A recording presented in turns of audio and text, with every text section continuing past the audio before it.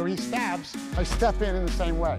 Now my hand slides down, and where are we at? I've been teaching fighting techniques to government agencies for more than 15 years, including the US Marines, US Marshals, US SWAT teams, and US Navy SEALs. He's gonna stab me. I go here, and then I go here, and then I could go here or here. Nearly all the techniques I teach are banned in the sport of mixed martial arts. I can control the direction of the muzzle, you guys see that? These are some of the most effective and damaging moves you could use in a real-life situation, be it in self-defense, If I'm here, on the street, then I knee. or in war. Straight into the trachea. Now you're gonna knee, step back, and then rip. And the gun comes out. Good. This is life or death for these guys, and I'm honored to share this knowledge. Then, I got injured. I was sparring with a future heavyweight champion and tore ligaments in both of my knees. Unable to teach or train for at least 6 months, I spent more than 1,000 hours studying peer-reviewed science on recovery and nutrition, looking for any advantage I could find to get back on track as quickly as possible. That's when I stumbled across a study about the Roman gladiators. The gladiator graveyard from Ephesus is the only one with a significant number of individuals buried there. Archaeologists recovered the remains of at least 68 gladiators.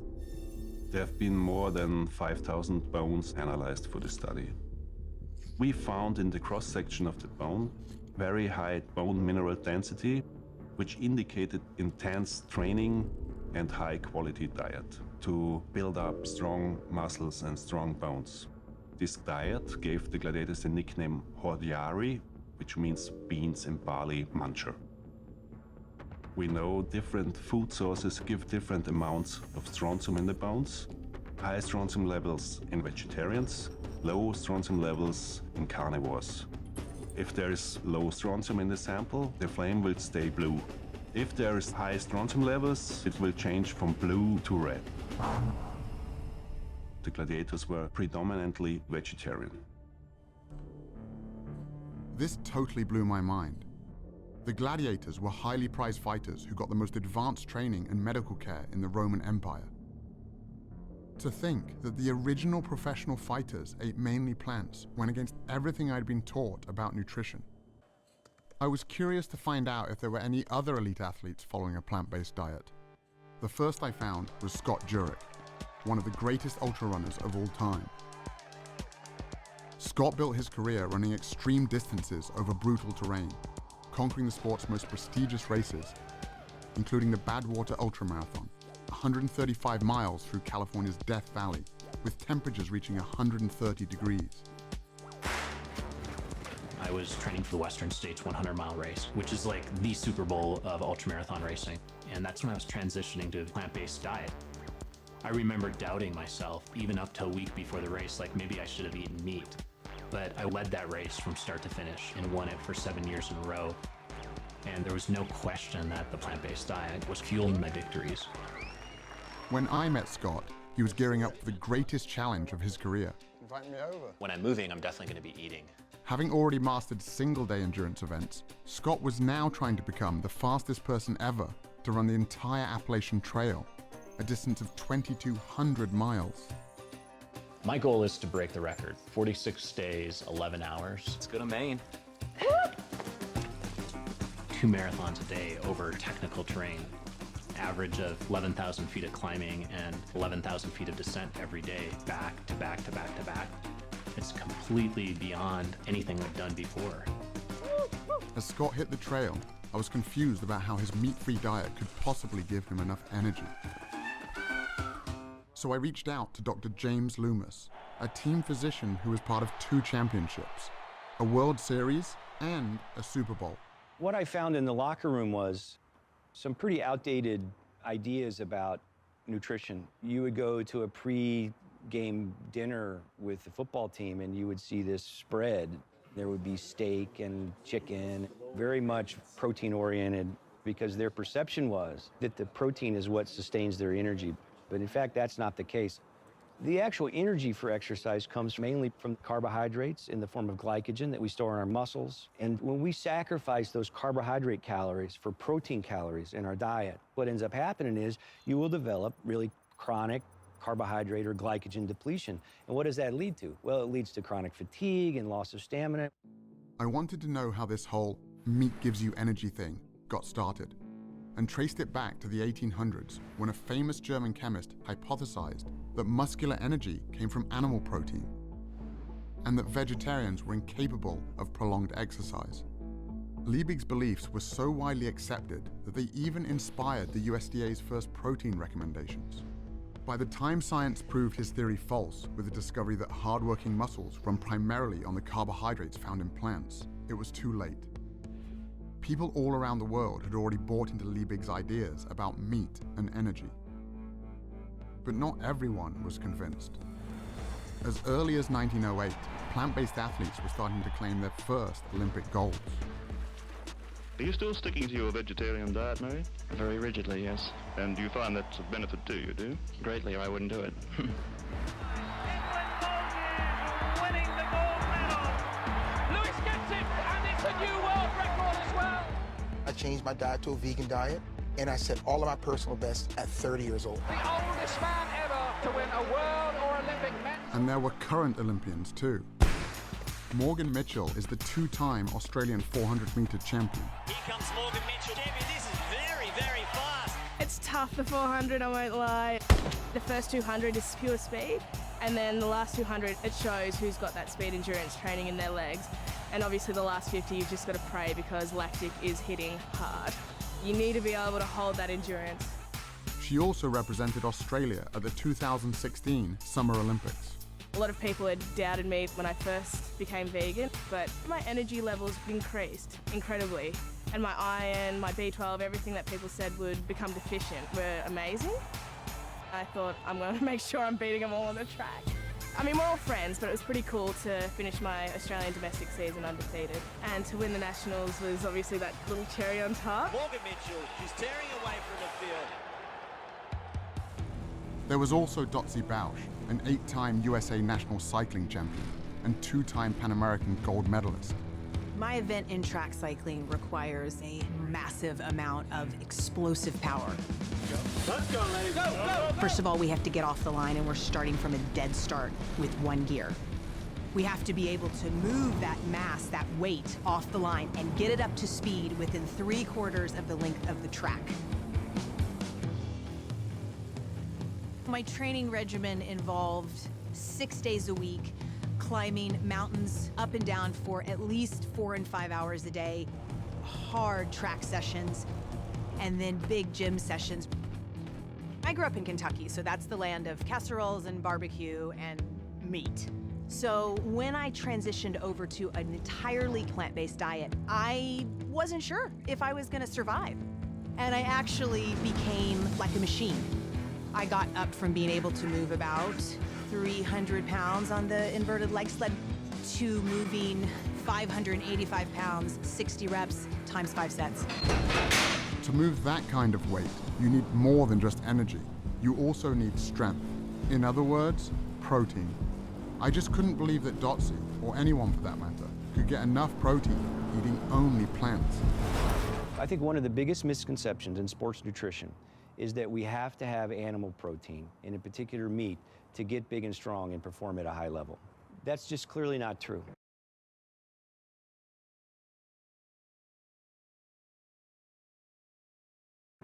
All that protein that you get when you eat a steak or a hamburger, where did it come from? It came from the plants that the cow ate. I was surprised to learn that all protein originates in plants. Cows, pigs, and chickens, it turns out, are just the middlemen. In fact, the largest study to compare the nutrient intake of meat eaters with plant eaters showed that the average plant eater not only gets enough protein, but 70% more than they need. Even meat eaters like me get roughly half of their protein from plants. But athletes need more protein than most people do. So I crunched the numbers from the study and realized that based on the amount of calories I was eating, I'd still be getting more than enough protein to build and maintain muscle. For example, 1 cup of cooked lentils or a peanut butter sandwich has about as much protein as 3 ounces of beef or 3 large eggs.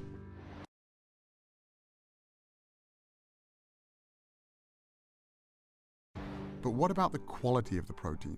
I'd always heard that plant-based protein was inferior. Proteins are strings of amino acids, and there's some amino acids our bodies can't make. Those are the essential amino acids. So we have to get them from food. And one of the arguments about animal-based proteins being superior is that plant-based proteins aren't complete, so you're not going to get all the amino acids, and that's a fallacy as well. Again, I was surprised to discover that every single plant contains all the essential amino acids in varying proportions. And when it comes to gaining strength and muscle mass, research comparing plant and animal protein has shown that as long as the proper amount of amino acids are consumed, the source is irrelevant. This all sounded great in theory, but all the athletes I'd met so far were pretty lean. If getting lots of protein without animal foods really wasn't an issue, where were all the big guys?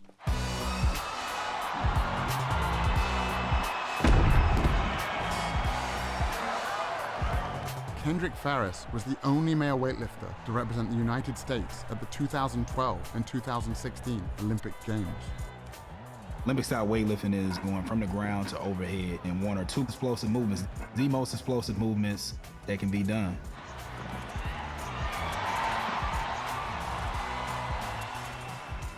When I made the switch to a plant-based diet, they were like, I don't know how you're gonna lift that much weight, and you're not gonna be eating anything, you're just gonna eat grass, like how are you gonna be strong?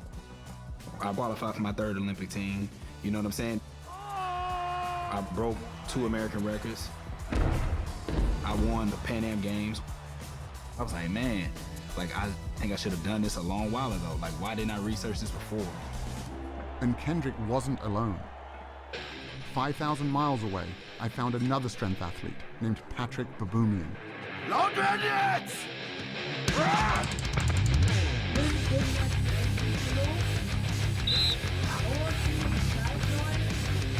Patrick is one of the strongest men on the planet, with multiple world records, including the front hold, the keg lift, and the log lift.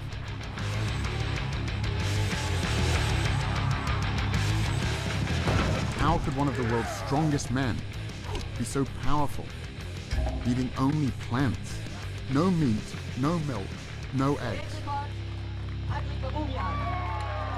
Most of the training I do at home because it's just more practical. Someone asked me, how could you get as strong as an ox without eating any meat? And my answer was, have you ever seen an ox eating meat? I stopped eating meat in 2005. Up to that time, I was 105 kilo. And now I'm 130 kilos. Also at the same time, I set like 4 world records. So when I stopped eating meat, I got stronger and bigger. Okay, so I just go under here. Okay, yeah. Really take care of, your back should really be straight. Get up. At 700 pounds, I could not move the yoke at all. It felt like it was bolted to the ground.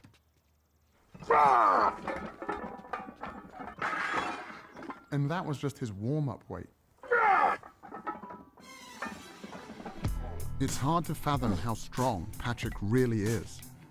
It's almost superhuman.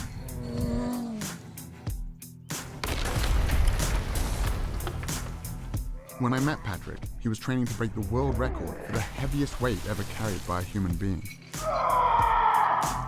To break that record, Patrick would have to carry 1,224 pounds. That's the weight of a horse, a distance of 33 feet. The thing with the yoke is, if you really, really go insane with the weight, when you do a step and all the weight is on one leg, it sometimes feels like your bones could just break. It's probably one of the most terrifying things that we do at strongman events.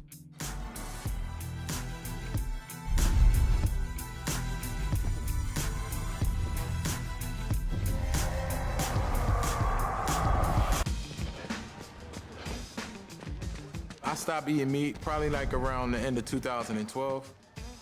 I grew up not even knowing about half of these other vegetables. Asparagus to me just came out like 5 years ago. You know what I'm saying? It's just like, As a kid, I was like, asparagus? We ain't never see that. I was like, what's that? Bryant Jennings is a heavyweight title contender, best known for going the distance with Vladimir Klitschko, one of the greatest boxing champions of all time. My early years growing up in Philly, the only thing we knew was spinach in a can, collard greens, and Popeyes, KFC, everybody frying chicken. Most people say, oh, where did you get your protein? As if everybody that's in KFC is looking at the back of a bucket, like, yeah, how much protein is, y'all don't know. So y'all really don't know what y'all eating. I'd never really thought about it like that before. What else was in the food I was eating? An experiment to help answer that question was being conducted by Dr. Robert Vogel, co-chair of the NFL's subcommittee on cardiovascular health. What you eat immediately before an athletic endeavor really can have major impact on how you perform.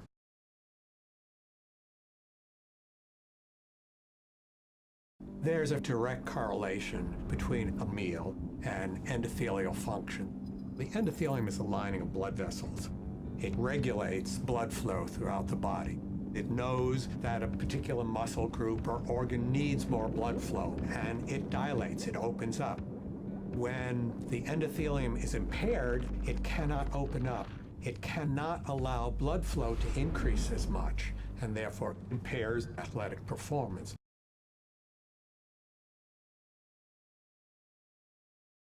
The test subjects were 3 football players from the Miami Dolphins, defensive back Michael Thomas, and wide receivers Griff Whalen and Kenny Stills. For the touchdown, Kenny Stills. Today, we're going to be feeding them 3 burrito breakfasts with a lot of protein. 2 of them have sources of animal-based protein and fat. One is from beef, one is from chicken. Third is a plant-based burrito, which has beans in it. So the protein and the fat came from a plant-based source. Tomorrow, we're going to feed them all bean burritos. We're looking at the impact of eating a different meal on the same people. All right, here's the beef. Thank you. Chicken here, and I have a plant-based one here as well. Thank you. Griff has been plant-based for 4 years, so he got bean burritos on both days. On away games, we always eat fried chicken, we eat Popeyes. I love fried chicken, I love Popeyes, and I'm gonna eat Popeyes every time. 2 hours after each meal, the players had their blood drawn and put into a centrifuge. The red blood cells sink to the bottom. An amber-colored fluid called plasma rises to the top. If the plasma is see-through, it means there's not much fat in the blood, and the endothelium is likely functioning well. Michael, today's blood and yesterday's blood. This is a plant burrito. This is a meat burrito. Look at the difference it makes in what circulates in your bloodstream. Cloudy. Cloudy. And that's on top is the fat circulating in your blood from the meat burrito. Gotcha. Griff, you're the vegan. Here's your blood from today and your blood from yesterday. Nice and clear, both of them. So the fat from the avocado doesn't have that kind of effect? That's right. Kenny, you're the fried chicken guy. You want to see your chicken? There it is. Yeah, it's pretty gross to see. Sources of animal-based protein and fat have a tremendous impact on endothelial function. That lasts for 6 or 7 hours after you eat. So if you have bacon and eggs for breakfast, a hamburger for lunch, and a steak for dinner, this is going on all day long. Your blood is always cloudy, and the ability to operate at your best is always impaired. I guess I won't be eating my fried chicken no more. Dr. Vogel's experiment was backed up by numerous studies measuring how a single animal-based meal can impair blood flow. I also found a large body of research showing that plants have the opposite effect, improving endothelial function and increasing blood flow. Controlled studies show that simply drinking beet juice before training allows subjects to cycle 22% longer and bench press 19% more total weight. I've seen races where it has come down to the 1,000th of a second. Sometimes you have to do things that you know your competitors aren't doing, getting every single advantage you can. Knowing I could get enough energy and protein was one thing, but seeing what a single animal-based meal could do to an athlete's blood sealed the deal.